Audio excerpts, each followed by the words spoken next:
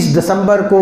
دنیا عیسائیت عیسیٰ علیہ السلام کا یوم ولادت مناتی ہے، اور کرسمس ڈے کے نام سے عیسیٰ علیہ السلام کی ولادت کو آڑ بنا کے اپنی عید اور خوشی مناتے ہیں۔ یاد رکھیں، اسلام بڑا رواداری کا مذہب ہے، اسلام اخوت کا مذہب ہے۔ سارا سال عیسائیوں کے ساتھ بھائی چارہ اختیار کریں، ان کی غمی خوشی میں شریک ہوں، ان کی بیماری میں ان کے ساتھ شریک ہوں، اور ان کے دکھ درد میں شریک ہوں۔ سارا سال ان کے ساتھ معاملات کریں، دنیاوی معاملات کرتے رہیں، لیکن 25 دسمبر کو عیسائیت کو کرسمس مبارک کہنا اور عیسائیت کو عید کی مبارکباد کہنا گویا عیسائیت کے وہ شرکیہ عقیدے کہ عیسیٰ اللہ کا بیٹا ہے، آج اللہ کے بیٹے کی پیدائش ہوئی ہے، اس دن کرسمس ڈے میں عیسائیت کے ساتھ شریک ہونا، ان کے کسی تقریب میں شریک ہونا، ان کے مشرکانہ عقیدے کا پورا پرچار کرنا ہے اور اس کے ساتھ اتفاق کرنا ہے۔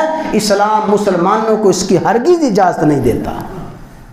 لیکن میں نے پہلے کہہ دیا ہے، اس کا مطلب یہ نہیں ہے کہ اس چیز کو آڑ بنا کے کہا جائے کہ دیکھو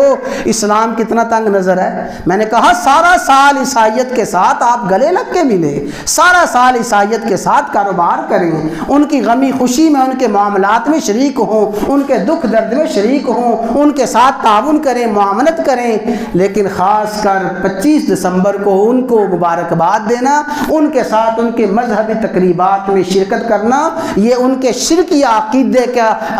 عقیدے کے ساتھ موافقت ہے۔ مسلمان ایسا کام نہیں کر سکتا، اس لیے کہ مسلمان کو اللہ قرآن اجازت نہیں دیتا۔